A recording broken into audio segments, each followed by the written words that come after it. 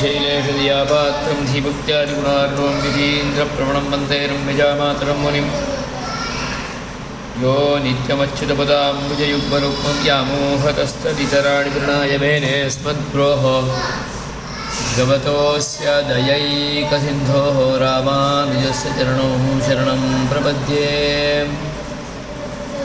अस्मद्गुरुभ्यो नमः, अस्मत्परमगुरुभ्यो नमः, अस्मत्सर्वगुरुभ्यो नमः। श्रीमते रामानुजाय नमः। अस्मद्गुरुपरम्परायै नमो नमः।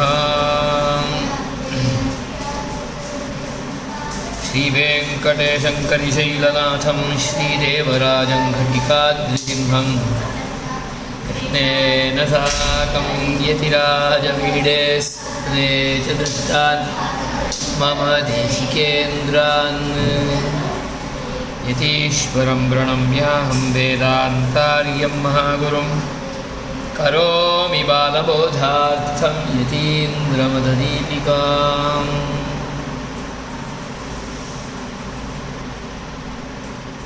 यतीन्द्रमददीपिकायां प्रथमोऽवतारः क्रमप्राप्तः दशमस्त्वमसीत्यस्य प्रत्यक्षनिरासत्वविचारः अथवा तत्त्वमसीत्यस्य अपरोक्षज्ञानजनकत्वनिरासः।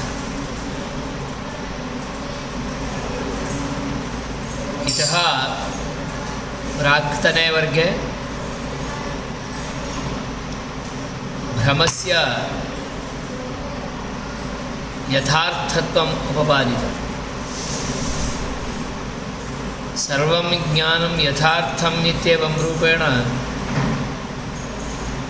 श्रुतिः उद्घोषं करोति। तदनुगुणत्वेन रूपेण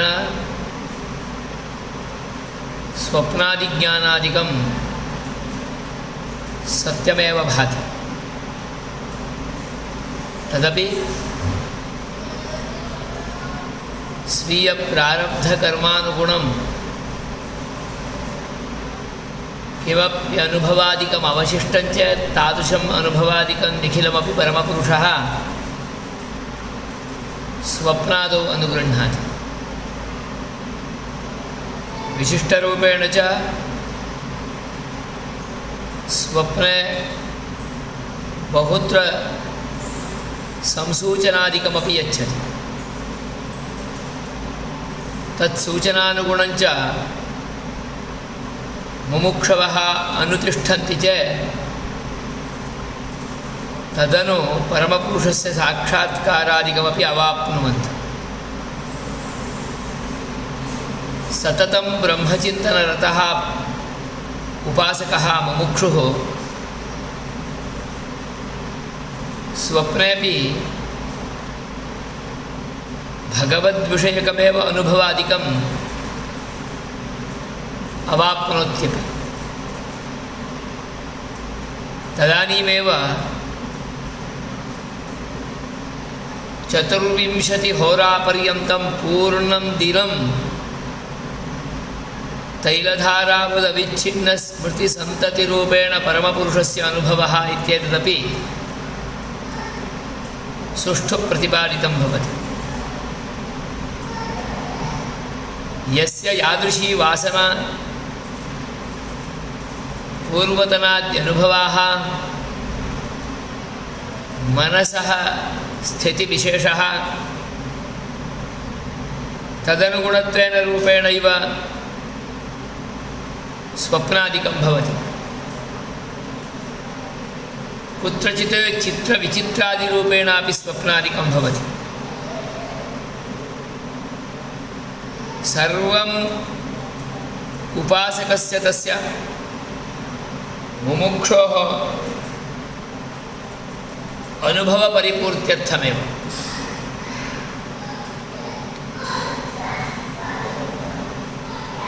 प्रारब्धकर्मादीनां तु अनुभवेनैव नाशः। मुमुक्षुणा कदाचित् इतोपि जन्म पंचकं जन्म दशकं वा अवाप्य अनुभोक्तव्यं शिष्टं वर्तते चेत् तदानीं परमपुरुषः तादृश पुण्यपापादीनां संकोचविकासादिकं परं कर्तुमर्हति। यद्यपि आस्माकीनं प्रारब्धकर्मादिकं यद्वर्तते अनाद्यविद्यासञ्चितरूपेण तदनुगुणत्वेन रूपेणैव अस्मत्कृते फलादिकम् अनुगृह्णाति, तदनुगुणत्वेन रूपेणैव अस्मत्कृते सुखदुःखादीनां च अनुभवादिकमपि अवापयति। तथापि उपासकस्य उपासनेन परमपुरुषः सुप्रीतः सुप्रसन्नः वरदश्च भवति चेत् तत्प्रारब्धकर्मादिकमपि संकोचयितुमर्हति। नाम उपदश जन्माभ्यन्तरे अनुभोक्तव्यमपि पूर्णम् अस्मिन्नेव जन्मनि यथा एषः मुमुक्षुः उपासकः शरणागतः परमैकान्ती अनुभवेत् तथा अनुगृह्णाति। संकोचविकासादिकं परं कर्तुमर्हति इत्यर्थः। तदानीं एतस्य मुमुक्षोः अनुभवादिकं स्वप्नादिना अपि स्वप्नादिद्वारापि अनुगृह्णाति। स्वप्नादिषु एतदेकैकपुरुषानुभवगोचरत्वेन रूपेण निखिलं संसृष्ट्वा तस्मात् अनुभवं यथा एषः प्राप्य ऋणेन विमुक्तः भवेत् तथा अनुगृह्णाति। तदर्थमपि स्वप्नादिकं भवति। यदि सः भ्रमः तर्हि तादृश अनुभवादिकमपि पुनः एतस्मै मुमुक्षोः जन्मान्तरादिष्वेव अनुग्राह्यमापतति। वयं तु शरणागताः प्रपन्नाः परमपुरुषशरणैकवरणेन सन्तुष्टाः उपशान्ताः परमपुरुषं विहाय अन्यस्य कस्यापि अनुसन्धानादिकं कर्तुम् अननुकूलाः न कुर्मः अपि। तत्तादृश्याम् अवस्थायाम् अस्मत्कृते वैष्णवदीक्षादिकमवाप्य एतस्मिन्नेव जन्मनि मुक्तिः इत्येवं रूपेण पूर्वाचार्याणां ग्रन्थादीनां सम्बन्धेन अनुग्रहेण च यद् ज्ञायते तदपि अनेन परिपूर्णरूपेण संसाधयितुमपि शक्नुमः।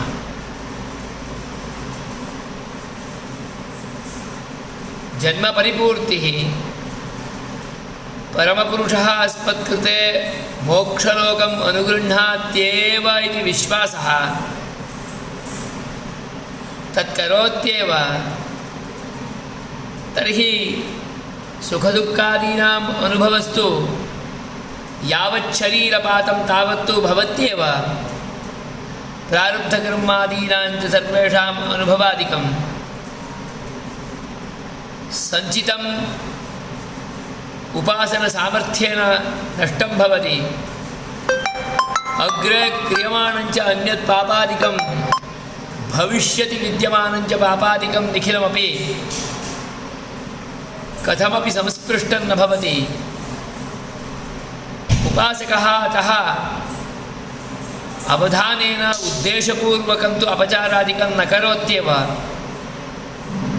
अतः अनवधानेन कृतानि च निखिलानि उत्तर अघानि पापानि सर्वाण्यपि अश्लिष्टानि भवन्ति।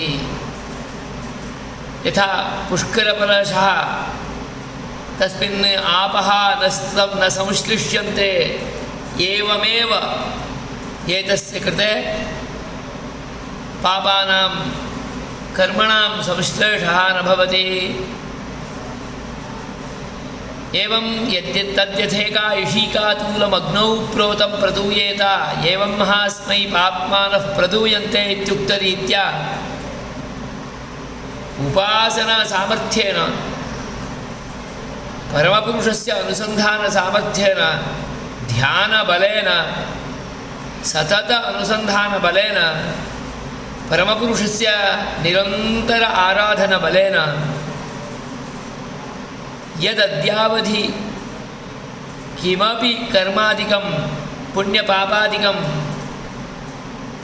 अस्माभिः सहैव विद्यमानं वर्तते तत्सर्वमपि नष्टं भवति। पूर्वोत्तरयोः अश्लेषविनाशौ इत्यादिरूपेण च सूत्रादिष्वपि प्रतिपादितम्। परन्तु प्रारब्धकर्माणि तु एवमेव भवन्ति। यावच्छरीरपातं तु अनुभवेदेव तेषां तु सङ्कोचविकासादिकं कर्तुं प्रभवति परमपुरुषः।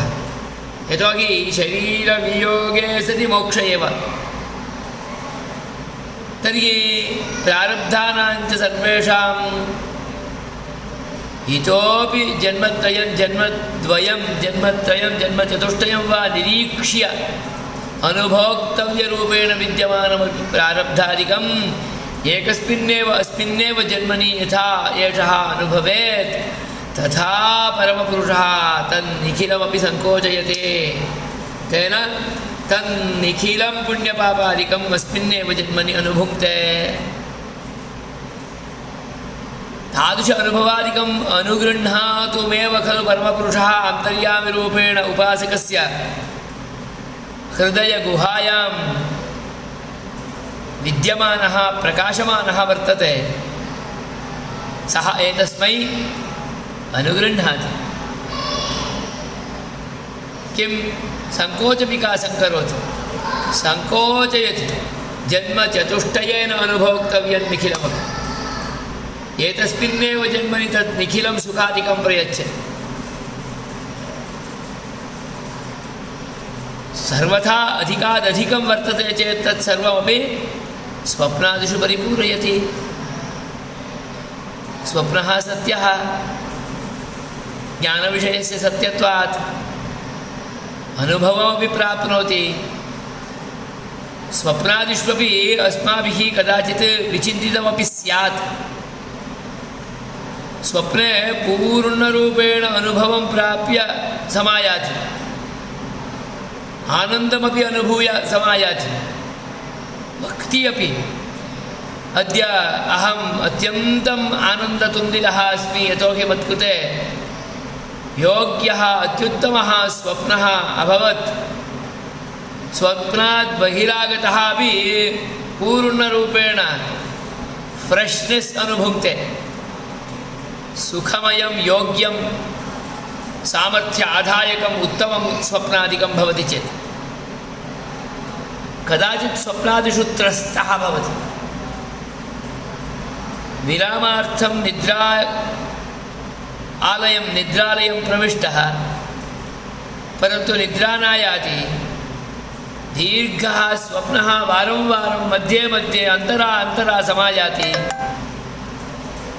अन्ततो गत्वा निद्रालयात् बहिरायाति। परन्तु यावान् उपश्रान्तः आसीत् तदपेक्षया दशगुणितक्रमेण उपश्रान्तः भवति। तद्दिनं पूर्णमपि किमपि कार्यमपि कर्तुं न शक्नोति, न प्रभवति। यतोहि विरामः न लब्धः। स्वप्ने अपि प्रक्षुब्धः भवति। अतः तादृशं भक्ति अद्य तु स्वप्नं मत्कृते अत्यन्तं दुष्करमासीत्। किमपि मया इदानीं चिन्तयितुमपि न शक्यते इति तादृशम् अनुभवादिकमपि प्राप्य समायाति बहिरायाति तत्सर्वम् अनुभवादिकं भगवानेव तत्तत्कालावसेयान् तत्तत्पुरुषनिष्ठान् सृजते तदेव श्रुतिवाक्यमपि उपपादयति स तत्र रथान् रथयोगान् पथः सृजते स तत्र वेषान्तः पुष्करिण्यः स्रवन्त्यः सृजते निखिलं सर्जनं करोति सृष्ट्वा एतस्मै तादृशम् अनुभवं प्रयच्छति अतः एवं रूपेण विद्यमानं निखिलमपि अस्मत्कृते तत्तादृशम् अनुभवादिकं परिपूरयितुमेव तत्तादृशं सुखं वा दुःखं वा अवशिष्टं यद्वर्तते तत्सर्वं परिपूरयितुमेव अनुगृह्णाति इति विद्यमानत्वात् तस्य सत्यत्वेन रूपेण स्वीकारे पूर्णरूपेण मनुष्यस्य कृते अस्मत्कृते स्वजीवनसार्थक्य निश्चायकविषये निश्चयकरणे अनुकूलाय कल्पते अतः स्वप्नसत्यत्वं प्रतिकूलं नास्ति सर्वथा अनुकूलमेव अज्ञानेन सामान्य लौकिक चार्वाकादि व्यवहार आनुगुण्यं व्यवहार अनुगुणताञ्च आलोक्य वयं स्वप्नः कथं सत्यं स्यात् तद्भवितुमेव नार्हति सर्वं स्वप्नमयम् इति चेत् भ्रमात्मकमेव तत् इत्यादिरूपेण लोकेऽपि व्यवहरामः कदाचित् वदामः अपि निन्दावचनरूपेण एवं तु मा चिन्तय एतत्तु केवलं तव स्वप्नम् एतत्तु केवलं तव स्वप्नमिति चेत् यथार्थं कथमपि न भवति इति तात्पर्यम्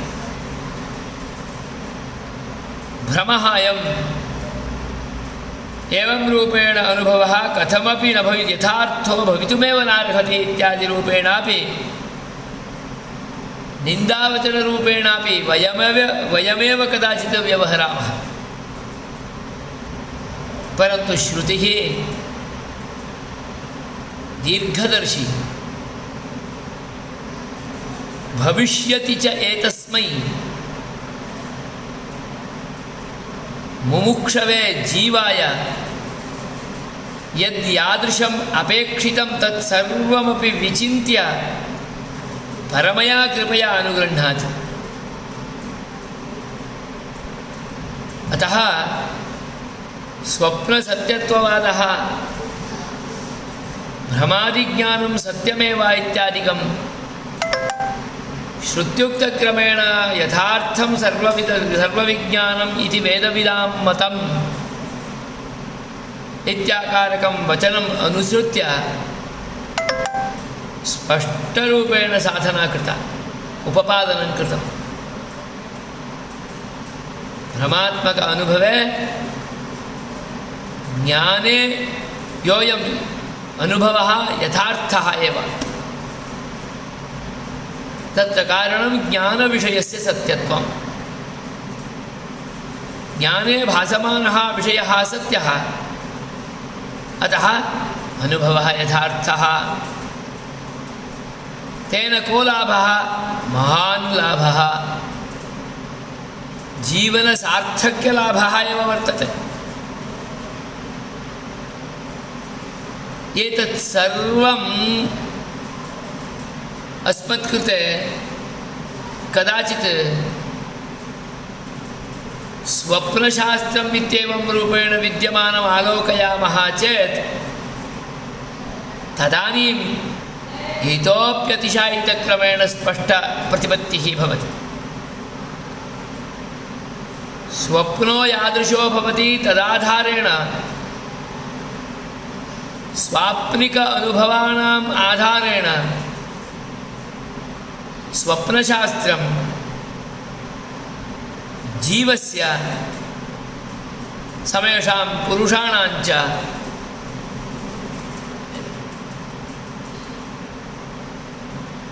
यथार्थत्वम् अथवा स्वप्नशास्त्र आधारेण अस्मत्कृते अनुभवादीनाम् आधारेण भविष्यति एतादृशं निर्णयादिकं भवितुमर्हति इत्येतदपि संसूचयति। तावत् किं स्वप्नदर्शनं सुखमयं भवति चेत् अनुष्ठितं यज्ञादिकम् आराधनादिकमपि सार्थकम् इत्यादिरूपेण श्रुतिरेव उपपादयति। छान्दोग्ये प्राणविद्यायां तदनुष्ठानानन्तरं तत्र प्राणविद्यायाः अन्तिमस्तरे अग्नौ आहुतिप्रक्षेपादिरूपेण यज्ञः विधीयते। तद्यज्ञ अनुष्ठानानन्तरं यज्ञशालायामेव अनेन यजमानेन निवासः कार्यः। तत्रैव यज्ञशालायाम् एषः स्वपेत्। स्वप्ने यादृश अनुभवादिकमायाति तदाधारेण यज्ञोऽयं सार्थकः फलेग्रहिः उत न इत्येवं रूपेण निर्णयादिकं कुर्वन्ति। यदि स्वप्नः भ्रमः तर्हि तदाधारेण यज्ञस्य फलेग्रहित्वं कथं निर्णेतुं शक्यते? भ्रमात्मकम् अनुभवम् उपादाय कोऽपि सार्थकयज्ञादिषु फलनिर्णयादिकं कर्तुमर्हति वा? अतः एतस्य सत्यत्व अङ्गीकारेणैव वेदशास्त्रादिकञ्च निखिलमपि विशेषतः स्वप्नशास्त्रादीनां कृते अपि एकं योग्यं स्थानं स्तरञ्च जीवनौपयिकत्वञ्च निर्धारितं भवति। अतः आचार्याणां दीर्घदृष्टित्वं परम्परायाञ्च वैष्णवपरम्परायां ये परमागताः तेषां सर्वेषाञ्च एतादृश परिशुद्धा दृष्टिः कीदृशी इति अवगन्तुं शक्यते। एवं अनुभवादिषु तत्प्रत्यक्षं वा भवेत्, अनुमित्यात्मकं वा भवेत्, शाब्दबोधात्मकं वा भवेत्, तत्र सर्वत्रापि ज्ञाने योऽयं विषयो भवति सः सविशेष एव। यतोहि निर्विशेषः पदार्थः एव नास्ति।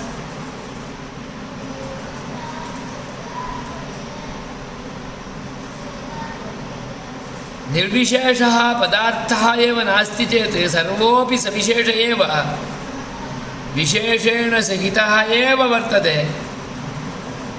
तर्हि तादृशस्यैव खलु प्रतीतिः भवेत्। तथापि नैयायिकानां मोहकवाक्यजालमेकम् आलोक्य प्रथमपिण्डग्रहणं भवति। तत्र तु पूर्णरूपेण परिज्ञानं न भवति। इदं किञ्चित्, अयं कश्चित्, एषा काचित् इत्यादिरूपेणैव ज्ञानं भवति। तत्र विद्यमानानां सर्वेषां विशेषणानां बोधः ग्रहणं वा भवितुमेव नार्हते। अतः प्रकाररहितं प्रथमपिण्डदर्शनवेलायां प्रथमपिण्ड अनुभववेलायां भवति खलु। अतः सः निर्विकल्पकः विकल्परहितः प्रकाररहितः। अतः प्रथमप्रत्यक्षं प्रथम अनुभवः प्रथमप्रत्यक्षात्मकः अनुभवः सः निर्विशेष एव भवति, भेदस्य ग्रहणं न करोति इत्यादिरूपेण निष्प्रकारकज्ञान उपपादनद्वारा निर्विशेषः पदार्थः प्रथमस्तरे गृहीतो भवति इत्येवं रूपेण उपपादयन्ति। तत्तु सर्वथा विरुद्धं, निर्विशेषपदार्थस्यैव अभावात्। अस्तु निर्विशेषः पदार्थः नास्ति, परन्तु निर्विशेषस्य ग्रहणं भवति खलु प्रथमावस्थायां प्रथमपिण्डग्रहणवेलायाम्। अतः तत्तु अङ्गीकर्तव्यमेव आपतति। एवञ्चेत् प्रथमप्रत्यक्षवेलायां भेदरहितस्य एकस्य अभिन्नस्य अनुभवः ग्रहणम् इति भवितुमर्हति खलु इति कदाचित् आक्षेपः स्यात्। तदर्थं स्पष्टयति। अद्यावधि अभिहितं यत् प्रत्यक्षं वर्तते तत् प्रथमतः एव भेदविशिष्टमेव गृह्णाति। प्रथमप्रत्यक्षतः एव द्वितीय तृतीय चतुर्थादिप्रत्यक्षे कदाचित् तद्गतगुणानाम् अधिकानां विशेषणानां रूपाणां संस्थानादीनां इतोप्यतिशायितानाम् अन्येषां च विषयाणां ग्रहणं कुर्यान्नाम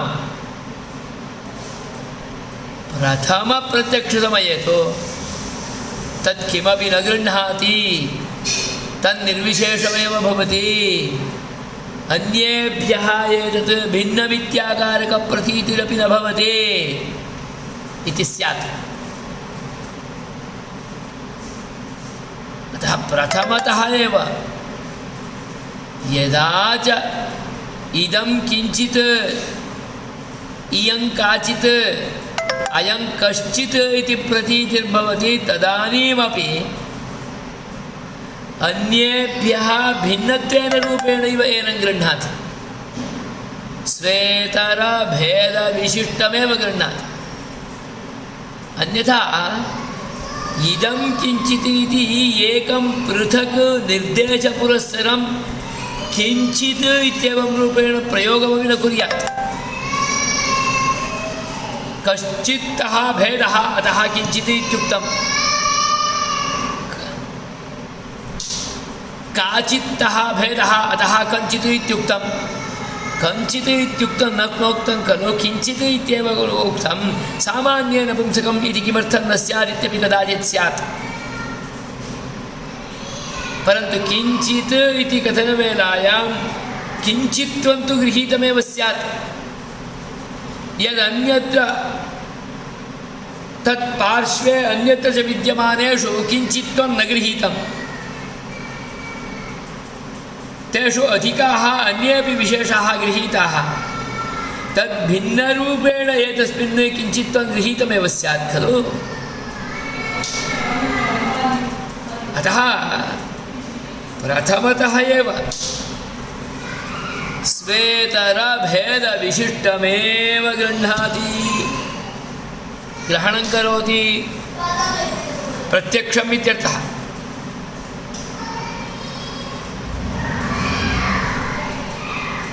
भेदं गृह्णाति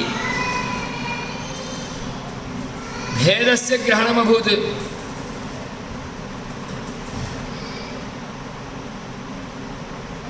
भेदः इत्यायाति चेत् अन्योन्याभावः नैयायिकानां भाषया वक्तव्यं चेत् इतरभेदः अयं घटः चेत् घटेतरभेदः इदं किञ्चित् तर्हि किञ्चित्वेतरभेदः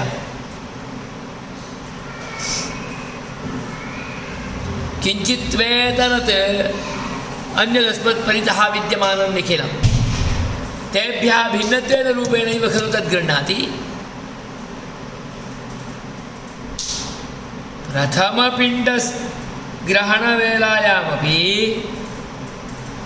तत्सत्यं विशेषणवस्तुकामं स्व इतरेभ्यः भिन्नत्वेन रूपेणैव ग्रहणं करोति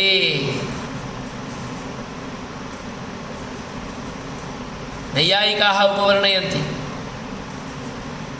घटगृह्णाति कथं घटगतघटत्वप्रतीत्या यावत्पर्यन्तं घटत्वं नावगच्छति तावत्पर्यन्तं घट इति प्रतीतिः न भवति सत्यं घटत्वव्यक्तेः ग्रहणं विना घट इति वक्तुं न शक्नोति पुस्तकत्वव्यक्तेः ग्रहणं विना पुस्तकमिति व्यवहर्तुं न शक्नोति बालः आदिमे स्तरे घटपुस्तकादिषु भेदम् अजानन् घटमपि पुस्तकमिति वक्ति पुस्तकमपि घटमिति घट इति प्रयुङ्क्ते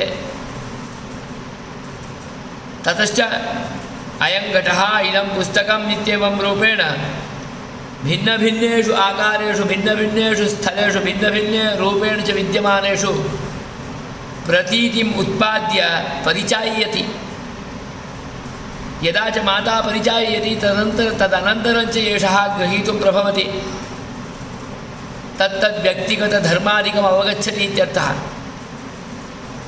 तदानीं घटग्रहणं घटत्वग्रहणात् भवति ब्राह्मणग्रहणं ब्राह्मणगतब्राह्मणत्वग्रहणात् भवति पुस्तकग्रहणं तद्गतपुस्तकत्वग्रहणात् भवति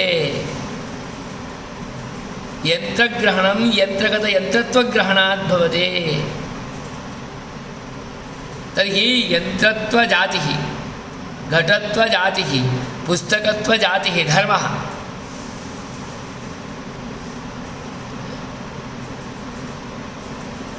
तदानीमेव खलु भवति तर्हि पुस्तकम् इति गृहीतुं पुस्तकत्वापेक्षा अस्ति इत्यर्थः पुस्तकत्वग्रहणार्थं तर्हि पुस्तकत्वत्वस्यापेक्षा अस्ति इति वक्तव्यं पुस्तकत्वत्वं तु पुस्तकत्वत्वं यदा गृह्णाति तदानीमेव भवति इति वक्तव्यं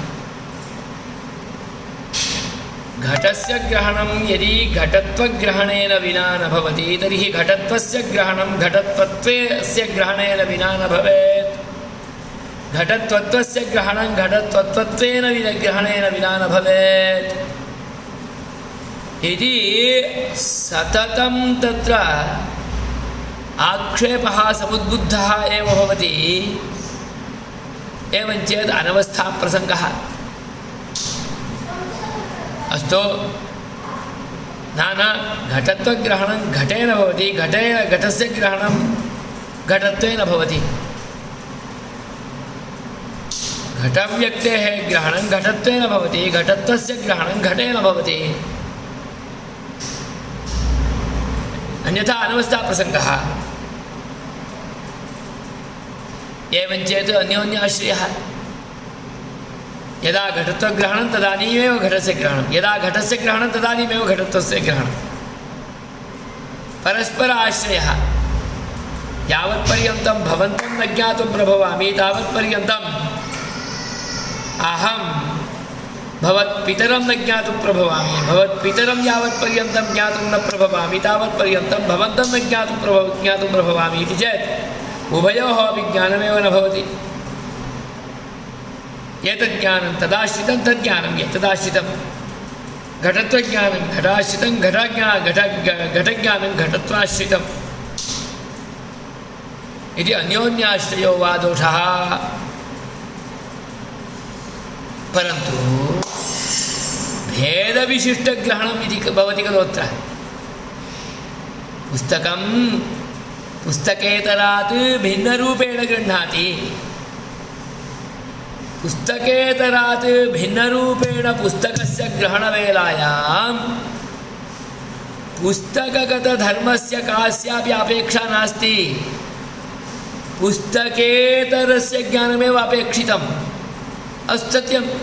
अस्मत्परितः अनेके पदार्थाः वर्तन्ते, तेभ्यः भिन्नरूपेणैव खलु इमं पदार्थं वयं गृह्णीमः। इदं पुस्तकम् इति अथवा इदं किञ्चित् इति। अतः प्रथमप्रत्यक्षवेलायामेव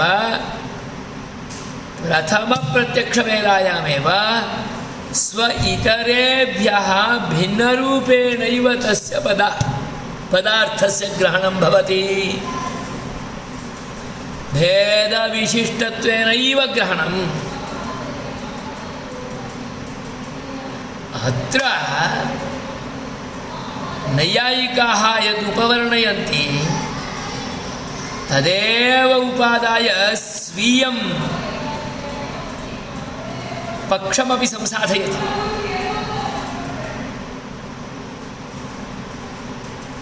अभावस्य ग्रहणं भेदस्य ग्रहणम्। अभावः चतुर्विधः। सर्वप्रथमं तु द्विविधः। संसर्गाभावः, अन्योन्याभावः। संसर्गाभावः त्रिविधः: प्रागभावः, प्रध्वंसाभावः, अत्यन्ताभावः इति। अस्तु नाम अत्र पुरतः भूतले घटो नास्ति, नाम घटाभावः वर्तते। घटाभावस्य ज्ञानम्, अभावस्य ज्ञानं यस्य कस्यचित् पदार्थस्य ग्रहणेन विना भवति वा? न भवति। यतोहि अत्र पुरतः भूतले अभावः इति कश्चन अभावः नास्ति। घटाभावः, पुस्तकाभावः, यन्त्राभावः इत्येवं रूपेणैव एकं प्रतियोगिनम् उपादाय तदभावः इति वक्तव्यम्। यावत्पर्यन्तं प्रतियोगी अभावे यस्य अभावः उच्यते सः प्रतियोगी। घटस्य अभावः उच्यते चेत् घटः प्रतियोगी। प्रतियोगिज्ञानं विना अभावज्ञानं भवति वा? न भवति। एवमेव अन्योन्याभावः नाम भेदाभावः, परस्परमभावः। तत् किं? पुस्तकं घटो न, घटः पुस्तकं न। तदानीं पुस्तकभेदः घटे, घटभेदः पुस्तके आयाति। घटभेदः पुस्तके अस्ति इति उच्यते खलु। कस्य भेदः? घटभेदः पुस्तके। पुस्तके भेदस्य ग्रहणार्थं पुस्तकस्य अपेक्षा नास्ति। पुस्तकेतररूपेण विद्यमानः यः प्रतियोगी तस्य अपेक्षा। प्रतियोगिनम् उपादाय तद्भेदं तत्र वक्तुं शक्नुमः। प्रथमप्रत्यक्षे पुस्तकस्य ग्रहणं भवति, किञ्चित् इत्येव भवति। योऽयम् अन्ये पदार्थाः अस्मत्पुरतः स्पष्टप्रतिपत्त्या विद्यमानाः वर्तन्ते, तादृशस्पष्टप्रतिपत्तिः अत्र नास्ति। अतः अयं पदार्थः स्पष्टप्रतिपत्तिरूपेण विद्यमानेभ्यः एतेभ्यः सर्वेभ्यः पदार्थेभ्यः भिन्नः अयं किञ्चित् इति गृह्यमाणो भवति। तेभ्यः भेदरूपेणैव खलु गृह्णाति। तेषां भेदं गृह्णाति। अतः भेदग्रहणे पुरतः विद्यमानस्य पदार्थस्य तद्गतविशेषणानाम् अन्येषां च अपेक्षा नास्ति, प्रतियोगिनः एव अपेक्षा। अतः प्रथममेव भेदविशिष्टमेव गृह्णाति। तदानीं भवतां कृते योऽयं क्लेशो वर्तते स क्लेशः अस्मत्कृते नास्ति। घटः घटत्वधर्मं पुरस्कृत्य गृहीतं भवति, पटः पटत्वधर्मं पुरस्कृत्य गृहीतं भवति। तदानीम् आक्षेपो भवति, तर्हि घटः घटत्वधर्मं पुरस्कृत्य गृहीतं भवति चेत् घटत्वं कथं गृहीतं? घटत्वत्वेन, घटत्वत्वं घटत्वत्वेन इति तत्र अनवस्थाप्रसक्तिः भवत्कृते। अनवस्थायाः परिहारार्थं यदा भवन्तः तद्घटत्वं व्यक्त्या एव गृहीतं भवति, परस्परं घटत्वं घटेन अवगतं भवति, घटः घटत्वेन अवगतं भवति इत्येवं रूपेण समाधानं वदति चेत् तदानीम् अन्योन्याश्रयः दोषः। घटत्वज्ञानानन्तरमेव घटज्ञानं, घटज्ञानानन्तरमेव घटत्वज्ञानं, कदा कस्य ज्ञानं भवति?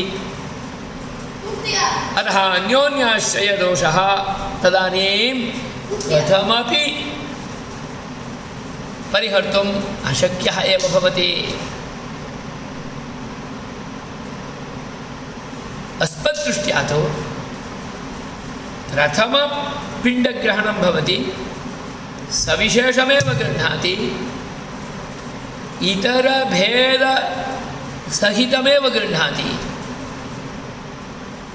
भेदविशिष्टस्य ग्रहणे प्रतियोगिनः अपेक्षा पुस्तकस्य अपेक्षा नास्ति, घटस्य अपेक्षा पुरतः विद्यमानस्य नास्ति।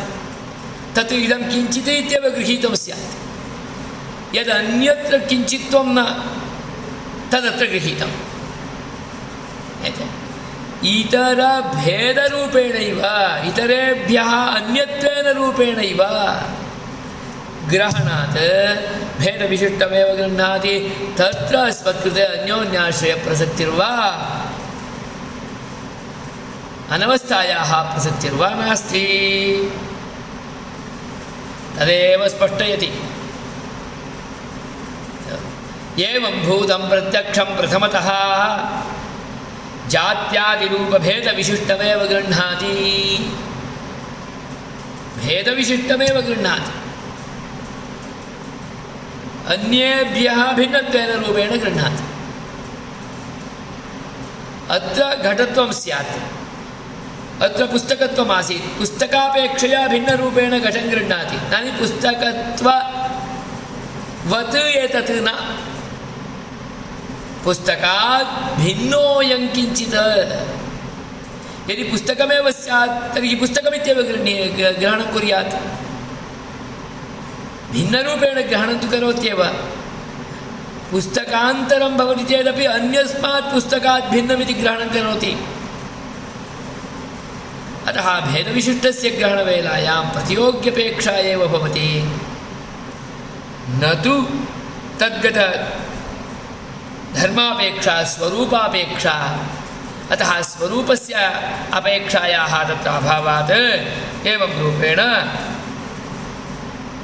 अस्मत्कृते क्लेशो नास्ति। तर्हि अनवस्थायाः प्रसङ्गः अन्योन्याश्रयस्य प्रसङ्गः इत्युक्तं खलु चेत् तदपि निरूपणीयम्। उपरि अपेक्षा अनवस्था, परस्परापेक्षा अन्योन्याश्रयः इति।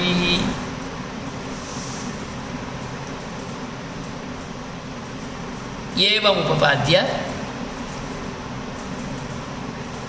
ननु इति पुनः एकम् आक्षेपं पुरस्कृत्य तत्रापि समाधानं वक्तुम्। ननु दशमस्त्वमसीत्येतदपि प्रत्यक्षं किन्न स्यात्? दशमस्त्वमसि इत्यनुभवोऽस्ति खलु, तत् प्रत्यक्षमेव खलु।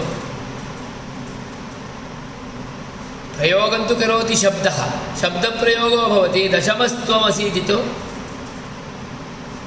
प्रत्यक्षः एवं तत्त्वमसि इत्येतदपि प्रत्यक्षमेव तत् शब्दजन्यज्ञानं नास्ति प्रत्यक्षात्मकं ज्ञानम् अपरोक्षं ज्ञानम् इति तेषाम् अभिप्रीतिः कथम् इति चेत् लौकिकानुभवः अस्ति दशमोऽसि इति दश विद्यार्थिनः वर्तन्ते कति विद्यार्थिनः सन्ति भवन्तः इति आचार्यः आगत्य पृच्छति सः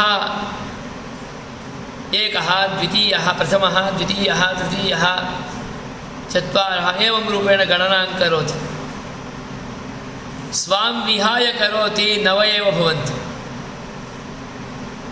वयं तु नव इत्येव वदन्ति किं भोः भवतां वर्गे तु दशविद्यार्थिनः परन्तु नव एव इति वदति गणनां करोतु गणयति एकः प्रथमः द्वितीयः तृतीयः चतुर्थः अयं नवमः इति वदति तदानीम् आचार्यः वक्ति भवन्तमेव विहाय सर्वेषां गणनां त्वम् अकरोत् त्वमेव दशमस्त्वमसि इति वदति तदानीम् अहं समीचीनम् अहमेव दशमः आहत्य इदानीं दशछात्राः इति वदति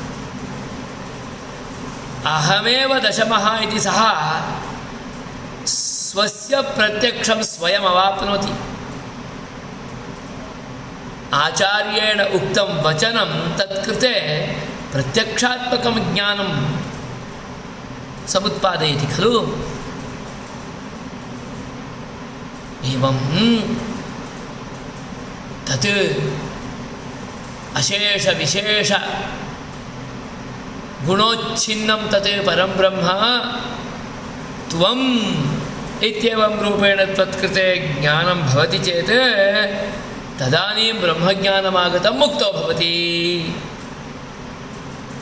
एतत् ब्रह्मज्ञानं कीदृशमिति चेत् प्रत्यक्षात्मकमेव ज्ञानं दशमस्त्वमसि इत्यत्र प्रत्यक्षं नाभूत् खलु नाभूत् वा अभूदेव यथा दशमोऽसि इत्यत्र प्रत्यक्षत्वं भवति तद्वत् तत् त्वमसि इत्येवं रूपेण श्रुतिज्ञानं श्रुतिवाक्यं तदीयः बोधः एतत् कृते भवति चेत् ब्रह्मविषयक अपरोक्षज्ञानं प्रत्यक्षात्मकं ज्ञानं समभवति तदानीं एषः मुक्तः त्वं मुक्तः इत्यर्थः अतः तत्त्वमसि इति तु अपरोक्षमेव ज्ञानं प्रत्यक्षात्मकमेव ज्ञानं कथमिति चेत् दशमस्त्वमसि इत्येतत् यथा तथा तदानीं वदति किं दशमोऽसि इत्येतत् प्रत्यक्षं ज्ञानं न स्यात् किम् इत्येवं रूपेण आक्षेपं करोति चेत् वयं सविशेषाद्वैतिनः प्रत्युत्तरयामः किमिति त्वमित्येतस्य प्रत्यक्षत्वेपि दशमोऽसि इत्येतस्य वाक्यजन्यत्वात् पश्यन्तु भोः त्वं दशमः इति वदति तं छात्रम् अन्तिमं येन च सर्वेषाम् अन्येषां गणना कृता तमुद्दिश्य आचार्यः वक्ति त्वं दशमः इति तत्र त्वम् इत्येतत् तमेव वक्ति यतः आत्मानमेव सः जानाति यतः त्वम् इत्येतत्तु प्रत्यक्षं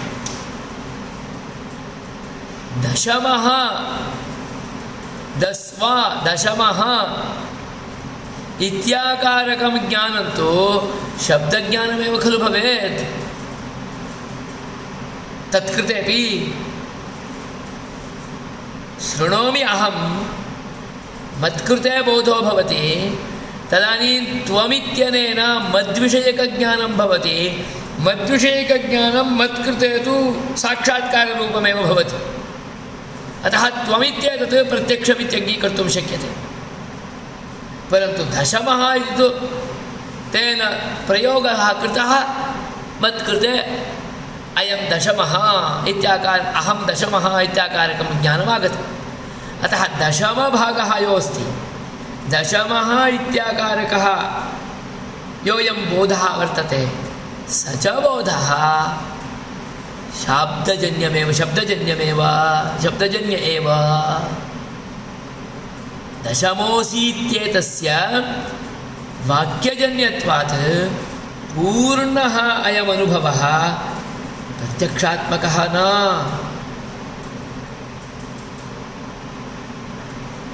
प्रत्याक्षेपं करोति। अस्तु, यदि दशमोऽसीत्येतत् प्रत्यक्षम् इत्येव त्वं भावयसि तर्हि अहं धर्मवान् त्वम् इत्यपि वदामि। त्वं धर्मवान्, धर्म आचरणादिशीलः, यज्ञयागाद्यनुष्ठानसम्पन्नः, शिष्टाचारनिष्ठापठिष्ठः। अतः त्वम् उद्दिश्य अहं त्वं धर्मवान् इति वदामि। किं तर्हि धर्मवांस्त्वम् इति ज्ञानमपि प्रत्यक्षं?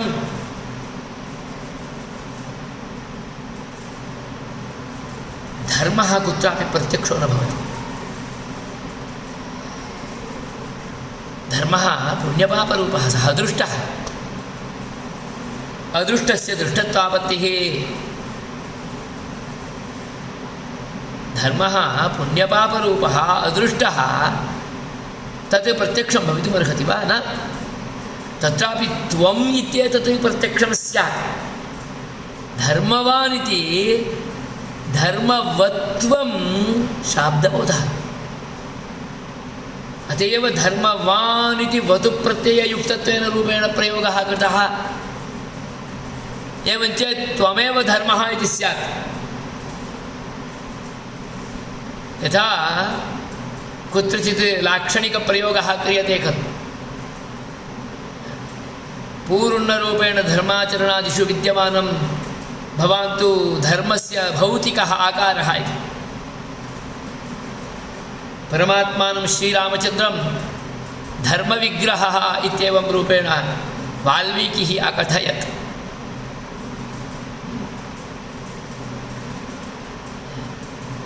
सार्वकालिकधर्मानुष्ठानपरायणः इत्येतदर्थे एव स च प्रयोगः। तत्र धर्मः अदृष्टं प्रत्यक्षं भवति इत्येवं रूपेण अङ्गीकार्यं भवति। अतः वदति धर्मवांस्त्वम् इत्याकारकं ज्ञानं यथा वाक्यजन्यं ज्ञानं तथा दशमोऽसि इत्याकारकं ज्ञानमपि वाक्यजन्यमेव ज्ञानम्। अत एव तत्त्वमसि इत्येतदपि वाक्यजन्यज्ञानं वाक्यजन्यं ज्ञानं प्रत्यक्षात्मकं ज्ञानं न। अपरोक्षं ज्ञानं न जनयति। त्वम् इत्येतत् प्रत्यक्षं स्यात्, परन्तु तत् असि तदसि इत्येतत्तु वाक्यजन्यमेव ज्ञानं। तदसि इत्येतत् शास्त्रादेव अवगन्तव्यं। तत् परं ब्रह्म, परमपुरुषः, अखिलहेयप्रत्यनीकः, समस्तकल्याणगुणाकरः, सर्वमङ्गलविग्रहः परमपुरुषः तदात्मकः असि इति परमपुरुषस्य आत्मकत्वम् अंतर्यामित्वं नियाम्यत्वं स्वस्मिन् शास्त्रादेव अवगन्तव्यम्। तत् प्रत्यक्षात्मकं ज्ञानं भवितुं नार्हति। यतः तत्त्वमसि इति वाक्यम् अपरोक्षं ज्ञानं न जनयति।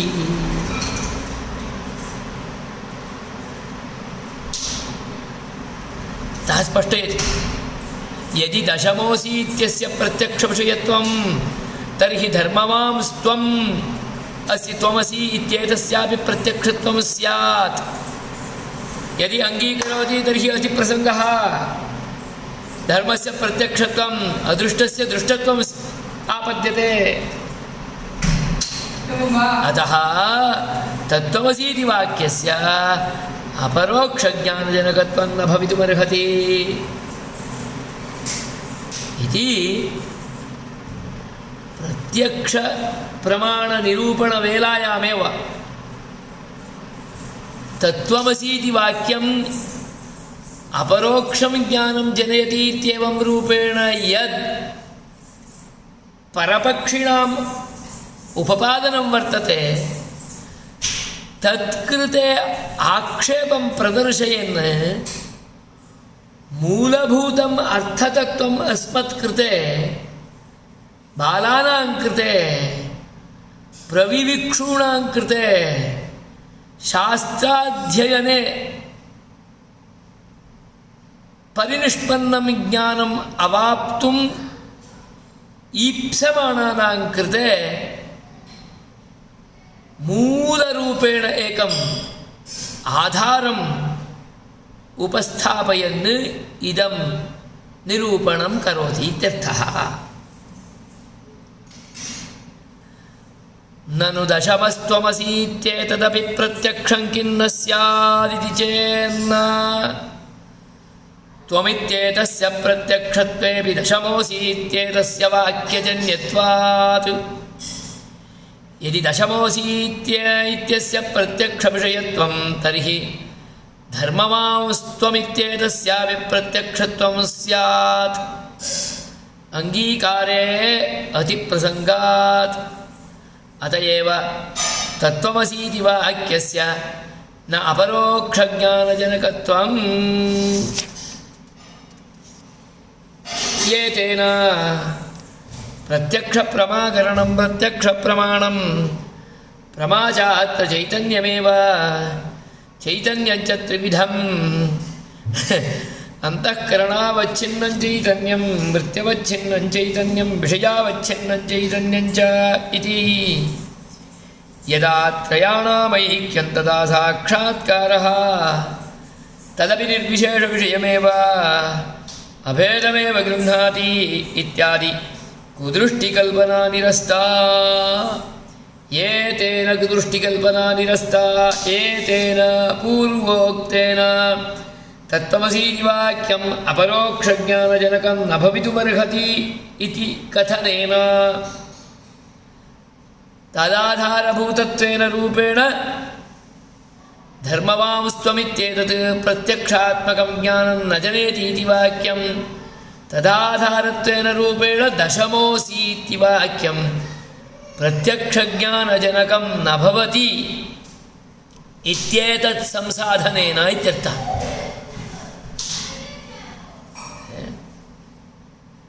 दशमोऽसीति वाक्यजन्यं ज्ञानं कथमपि प्रत्यक्षज्ञानजनकं न प्रत्यक्षात्मकं न इति प्रतिपत्तिं स्पष्टयामः चेत् अनेन कुदृष्टिकल्पना निरस्ता भवति। का कल्पना? अभेदमेव गृह्णाति इत्याकारिका कल्पना कुदृष्टिकल्पना। अभेदस्यैव ग्रहणं भवति इति। कुत्र?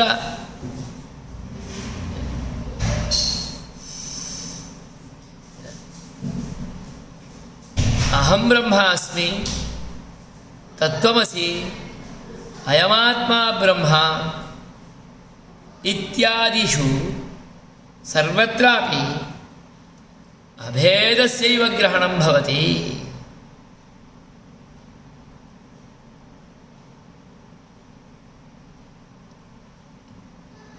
चैतन्यस्य ग्रहणमिति चेत् अभिन्नस्य परमपुरुषस्य ग्रहणम्। अहम् इति प्रत्ययः भवति चेत् अहमिति मम न अहमिति चैतन्यस्य ग्रहणं। कोऽयं चेतनः? अयं चेतनः परमपुरुषात् अभिन्नः।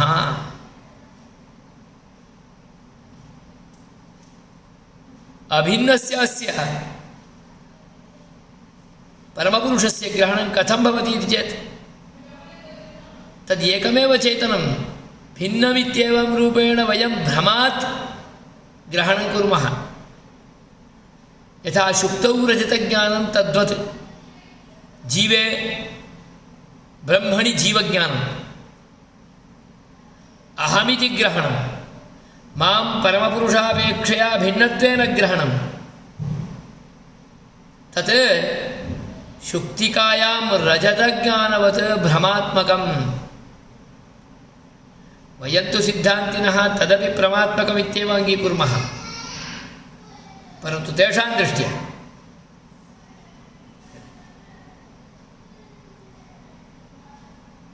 तत् कथं भवति इत्येतस्य कृते एकां प्रक्रियां शिरोवेष्टनप्राणायामक्रमेण उपपादयन्ति।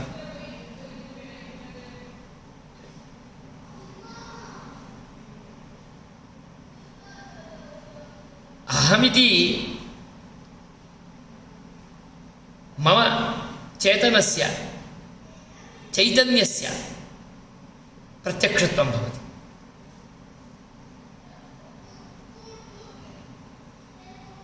अयं चेतनः कः इति चेत् अयमेव चेतनः परमपुरुषः परं ब्रह्म।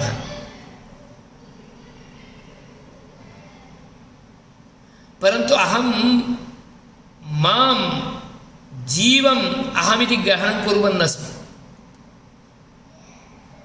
तत्र किं कारणमिति चेत् मदीयम् अन्तःकरणं मदीया वृत्तिः मदीयो विषयः तदाधारेण अहं परमपुरुषापेक्षया मां भिन्नरूपेण जानन् वर्ते।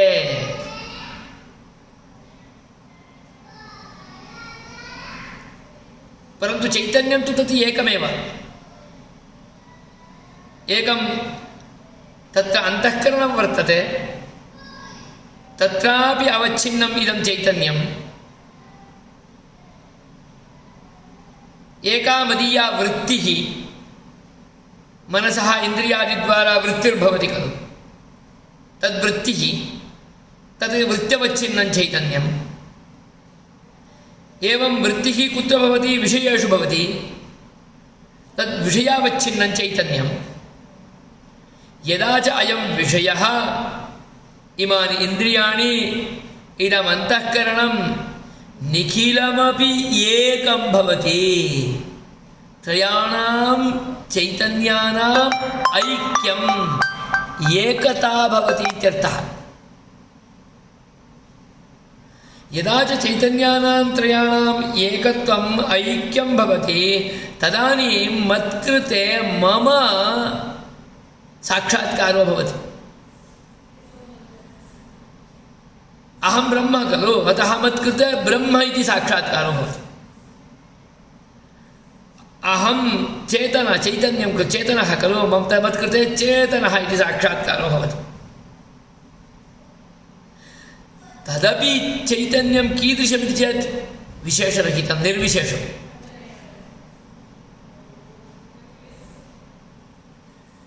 एतत्तु ज्ञानं प्रत्यक्षात्मकमेव, अपरोक्षं ज्ञानम्।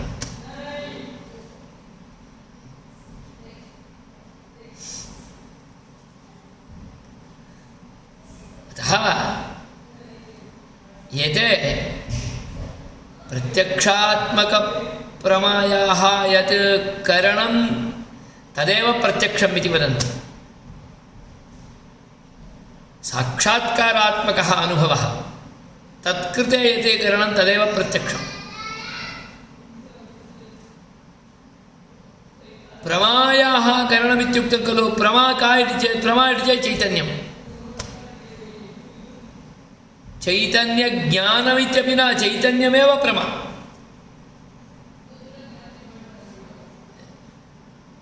चैतन्यसाक्षात्कारः भवति चेत् तदानीम् अपरोक्षज्ञानम् अभूत्। चैतन्यसाक्षात्कारः भवति चेत् तदानीम् अपरोक्षं ज्ञानं ब्रह्मविषयकम् अभूत्, चैतन्यविषयकम् अभूत्। अनेन अयं मुक्तः। चैतन्यसाक्षात्कारः कथं भवति इति चेत् यावत्पर्यन्तं विविधज्ञानं वर्तते तावत्पर्यन्तं न भवति। विविधज्ञानस्य कारणं किम् इति चेत् स्वामेव अहं भिन्नभिन्नरूपेण जानामि, अंतःकरणरूपेण जानामि, वृत्तिरूपेण जानामि, विषयरूपेण जानामि, तावत्पर्यन्तम् इदं चैतन्यम् एकम् इति ज्ञानं न भवति। यदा च एतेषां त्रयाणाम् ऐक्यं, वृत्तिचैतन्यं भिन्नं न, वृत्तिर्भिन्ना न, विषयो भिन्नः न, विषयचैतन्यं भिन्नं न, एवमेव अंतःकरणमपि भिन्नं न, अंतःकरणचैतन्यमपि भिन्नं न, एतत् सर्वमपि एकम्। त्रयाणाम् ऐक्यज्ञानं भवति चेत् तदानीं साक्षात्कारः कस्य? चैतन्यस्य। प्रमायाः साक्षात्कारः, प्रमा भवति इत्यर्थः। चैतन्यज्ञानं भवति इत्यर्थः, चैतन्यं भवति इत्यर्थः। एतादृश प्रमायाः कृते करणं प्रत्यक्षम् इत्येवं रूपेण उपपादयन्ति खलु, तन्नाङ्गीक्रियते।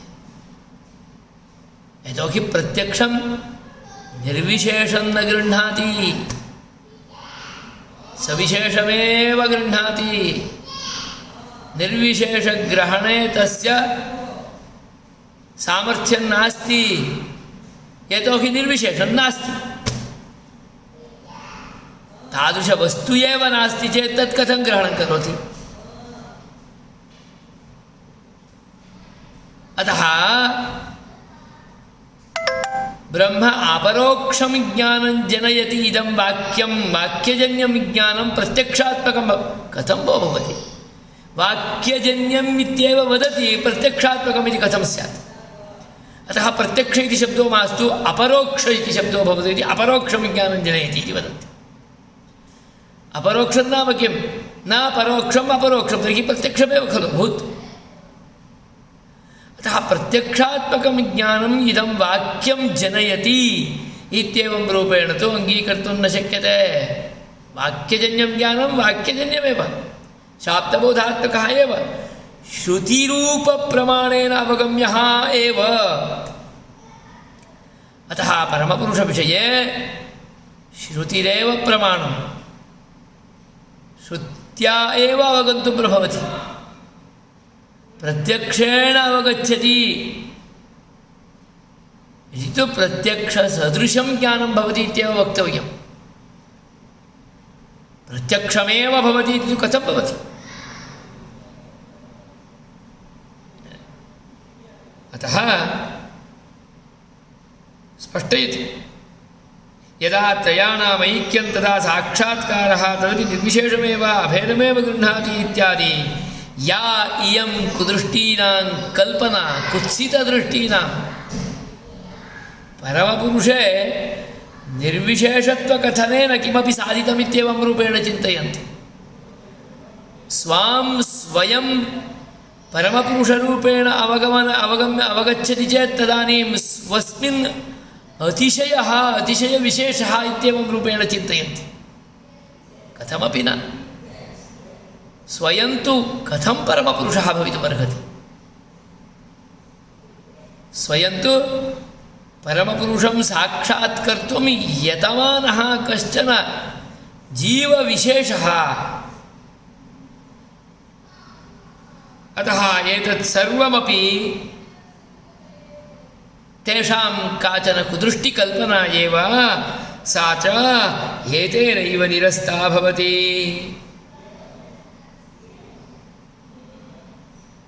एवमेव निर्विकल्पकं नामजात्यादियोजनाहीनं वस्तुमात्रावगाहि किञ्चिदिदमिति ज्ञानं इति ये परं नैयायिकाः पूर्वमेव उक्तं मया निर्विकल्पकप्रत्यक्षम् इत्येवं रूपेण उपपादयन्ति। विकल्परहितं प्रकाररहितं च ज्ञानं प्रथममेव भवति इत्येवं रूपेण उपपादयन्ति खलु प्रथमपिण्डग्रहणरूपेण। तदपि कीदृशं तत्र कोऽपि विशेषणं तस्य ग्रहणमेव न भवति, न नाम न जातिः न गुणः, कस्यापि धर्मविशेषस्य ग्रहणमेव न भवति इत्येवं रूपेण किञ्चिदिदम् इति ज्ञानम् इत्येवं रूपेण मोहकवचनराश्या ये परं नैयायिकाः स्वमतम् उपस्थापयन्ति तदपि मतमनेनैव निरस्तं। यतोहि भेदसहितमेव गृह्णाति। स्व इतरभेदसहितस्यैव ग्रहणं करोति प्रत्यक्षम्, अतः तदपि मतं निरस्तम्।